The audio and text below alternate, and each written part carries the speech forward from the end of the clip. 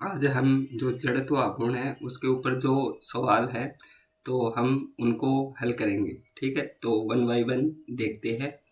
तो जो पहला सवाल है कि एक ठोस बेलन का जड़त्व आघूर्ण स्वयं की अक्ष के सापेक्ष वही है जो इसकी लंबाई के लंबवत तथा केंद्र से गुजरने वाली अक्ष के सापेक्ष वही है। तो एल और आर में संबंध होगा। ठीक, तो हम देखो इसका हल करते हैं। कैसे करेंगे, देखो सबसे पहले कि जो ठोस बेलन है और उसके बाद उसकी खुद का, ठीक है, तो खुद के में ही संबंध है।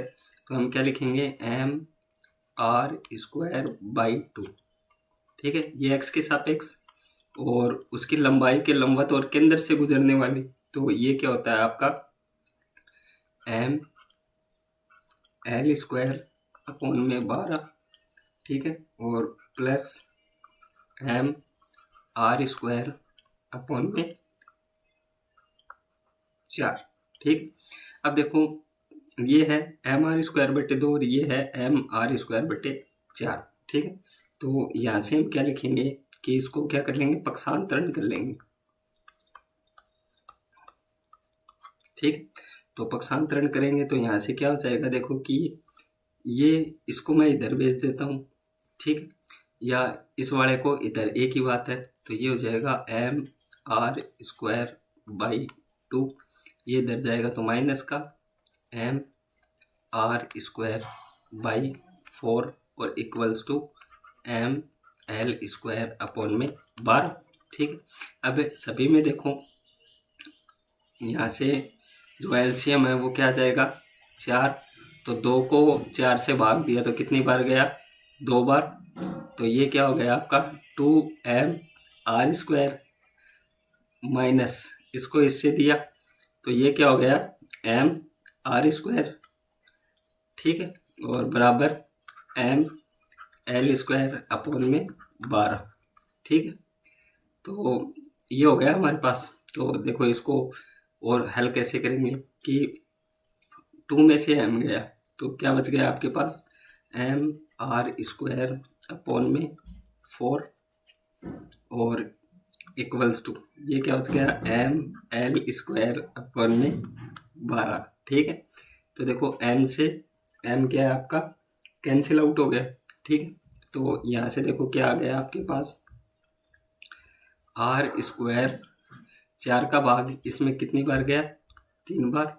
तो यहाँ से आ गया R square equals to L square upon में 3 को मैं इस साइड मल्टीप्लाई कर देता हूँ तो L square equals to 3 R square और एल बराबर क्या आ जाएगा 3 आर स्क्वायर का अंडर रूट। तो एल बराबर क्या आ गया √3 आर।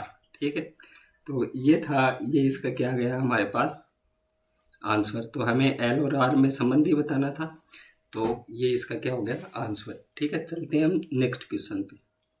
तो क्वेश्चन नंबर 2 है कि एम द्रव्यमान तथा आर त्रिज्या वाली दो समरूपी चकती परस्पर डी दूरी पर उभयनिष्ठ अक्ष पर समांतर रखी हुई हैं।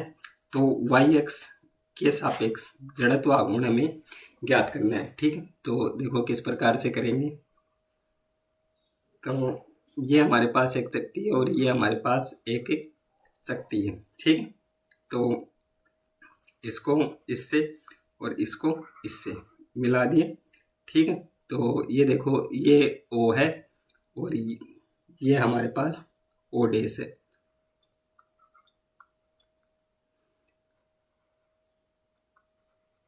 ठीक है, तो ये जैसे कोई बिंदु है हमारे पास।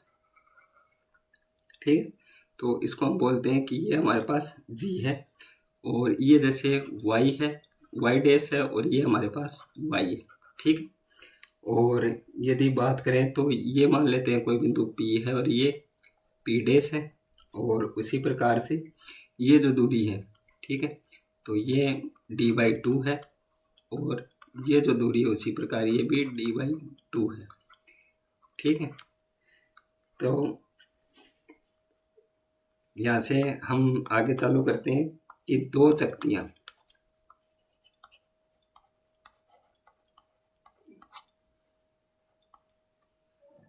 सममित रखी हैं।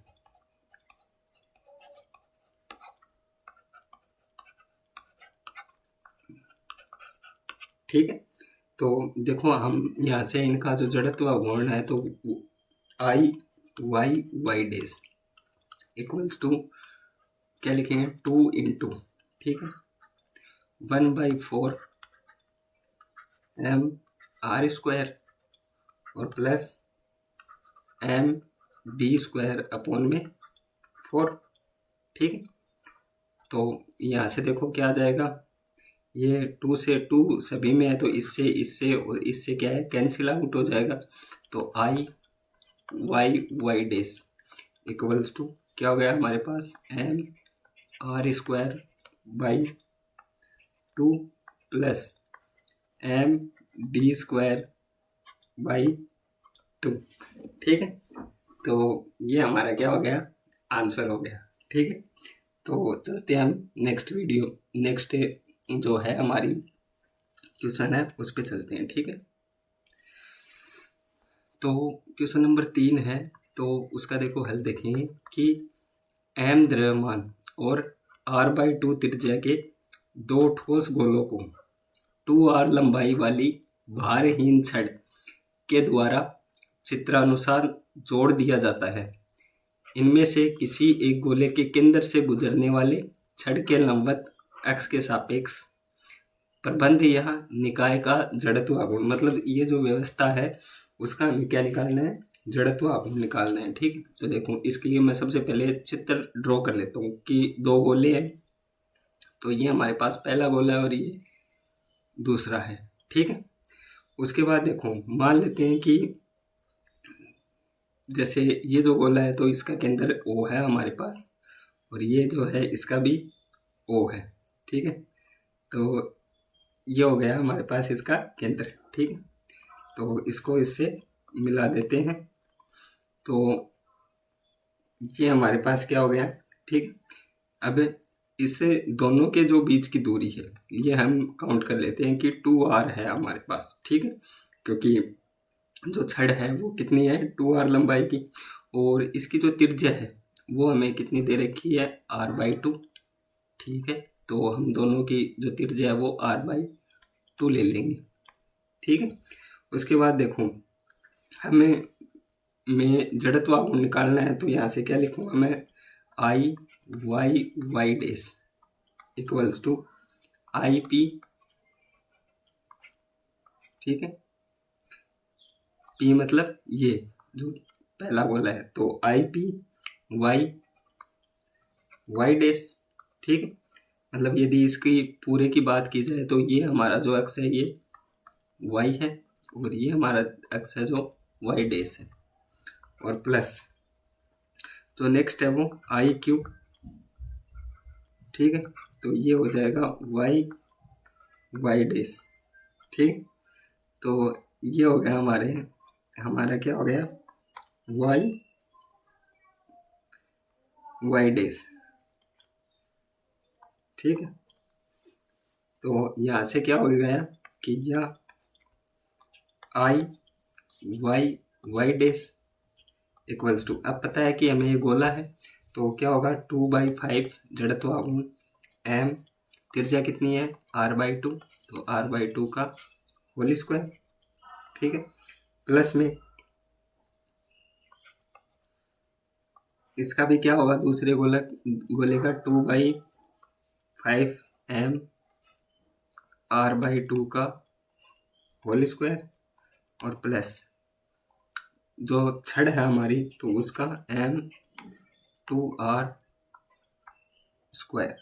ठीक है, तो यहाँ से देखो यदि इसको सरल करेंगे ठीक है तो ये क्या होगा अपने I Y Y dash equals to 2/5 ठीक है m r स्क्वायर और इंटू में 4 प्लस इसका भी 2/5 m r स्क्वायर बटे 4 इंटू मतलब 4 और प्लस में ये क्या होगा m 4 r स्क्वायर। ठीक है। तो इन सबको हम सरल करेंगे तो क्या जाएगा, I Y Y dash equals to 21/5 M R square. ठीक है, तो ये जो है ये हमारा क्या हो जाएगा, इसका आंसर हो जाएगा। ठीक है, 2 से 2 कैंसिल आउट हो गया, इस 2 से ये 2 कैंसिल आउट हो गया। ठीक है, तो इस प्रकार से ये हमारा क्या हो जाएगा, कैंसिल आउट हो जाएगा। ठीक है, तो मिलते हैं हम नेक्स्ट में।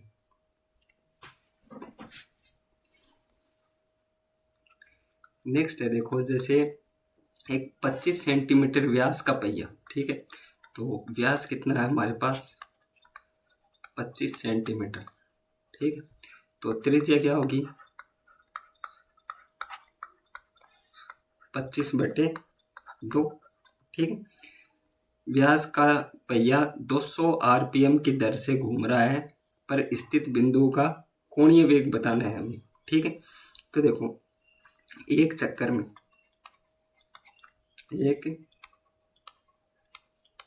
में तय किया गया कोण,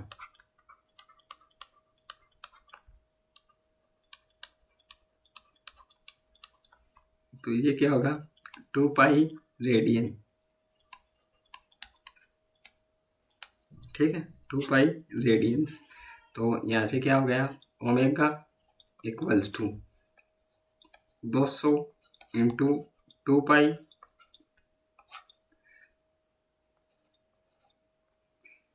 अपॉन में 60। तो यहाँ से क्या हो गया, 20/3 पाई रेडियंस पर सेकेंड, ये तो हुआ। ठीक है, तो यहाँ से कितना हो गया, 20.94 रेडियन पर सेकेंड, या यहाँ से क्या होगा, v equals to omega R. तो यहाँ से क्या हो गया, 20.94 इंटू 25/200, तो बराबर 2.61 मीटर पर सेकेंड। ठीक है, तो ये जो है ये हमारा क्या हो गया, इसका आंसर हो गया। बहुत ही इजी सवाल है। नेक्स्ट चलते हैं। देखो कि एक घड़ी के मिनट की सुई 36 सेंटीमीटर लंबी है। ठीक है, सुई की नोक का रेखीय व कोणीय वेग ज्ञात करो। ठीक है, अब देखो जो घड़ी के मिनट की सुई है तो वो क्या है, एक वर्त टाइप स्ट्रक्चर होती है जिसमें ये घूमती रहती है ऐसे इस प्रकार से। ठीक है, तो हमें क्या करेंगे कि सुई है। ठीक है, तो यहाँ पे लिखेंगे हल कि सुई को एक चक्कर, ठीक है, 2 पाई रेडियन घूमने में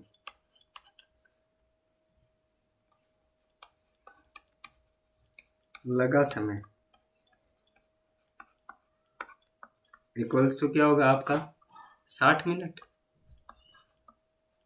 ठीक है, तो इसी प्रकार देखो तो सुई के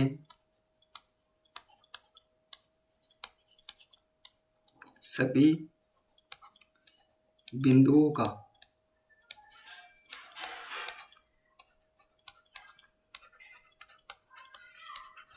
कोणीय वेग ओमेगा इक्वल्स टू क्या होगा, 2 पाई अपॉन में 60 इंटू 60 रेडियन पर सेकंड। ठीक है, तो यहाँ से क्या होगा, 1.744 इंटू 10⁻³ ठीक है, सुई के नोक का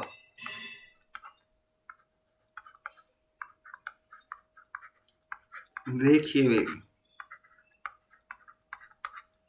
ठीक है, तो v इक्वल्स टू क्या हो गया, ओमेगा आर।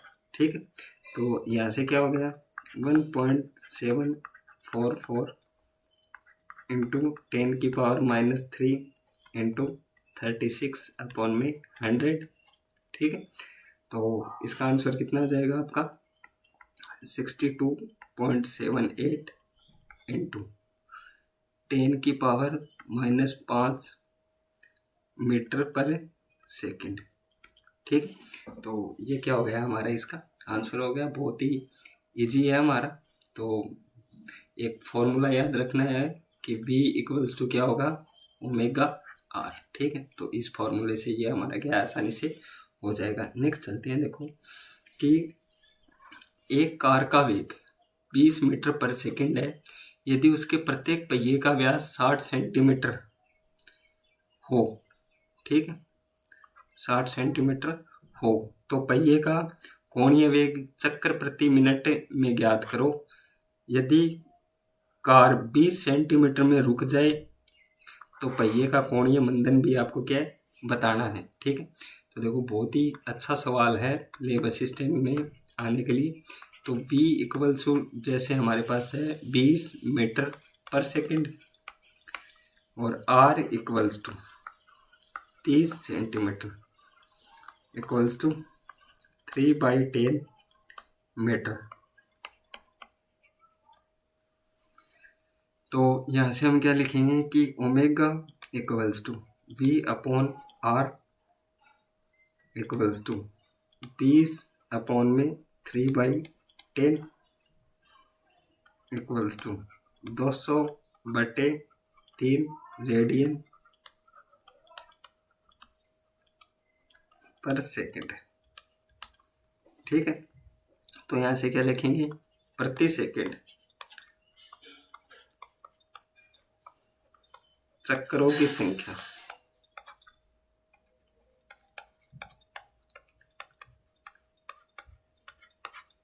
ठीक है, तो ये क्या हो जाएगा, N = ω/2π। तो यहाँ से लिखेंगे कि प्रति मिनट चक्रों की संख्या।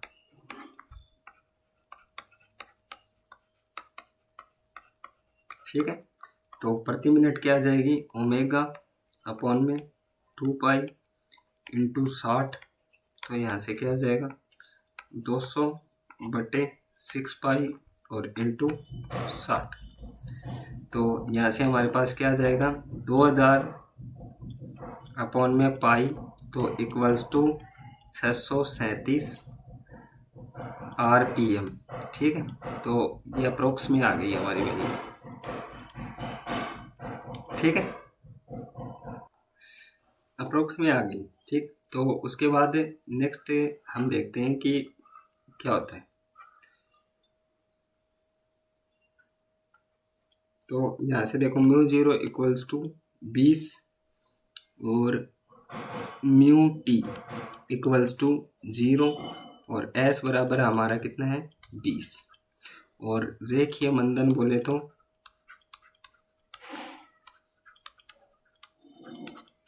F। ठीक है, तो यहाँ पे क्या हो जाएगा कि 0 का स्क्वायर = 20 का स्क्वायर -2F इंटू 20, तो F/R। तो यहाँ से 10/30/100। तो यहाँ से कितना आ जाएगा 33.3 रेडियन पर सेकंड स्क्वायर। ठीक है, तो ये जो सवाल है तो ये क्या है, बहुत ही इम्पोर्टेंट क्वेश्चन है जो अभी लैब असिस्टेंट का एग्ज़ाम होगा। तो विद्यार्थी हमारे साथ जुड़े रहें और देखते रहें इनको कि किस प्रकार हम जो क्वेश्चन है उनकी प्रैक्टिस करते हैं। ठीक है, तो बने रहें हमारे साथ। तो मिलते हैं हमें नेक्स्ट वीडियो में, तब तक के लिए थैंक यू। और यदि वीडियो अच्छी लगे तो प्लीज़ चैनल को लाइक शेयर और सब्सक्राइब करें।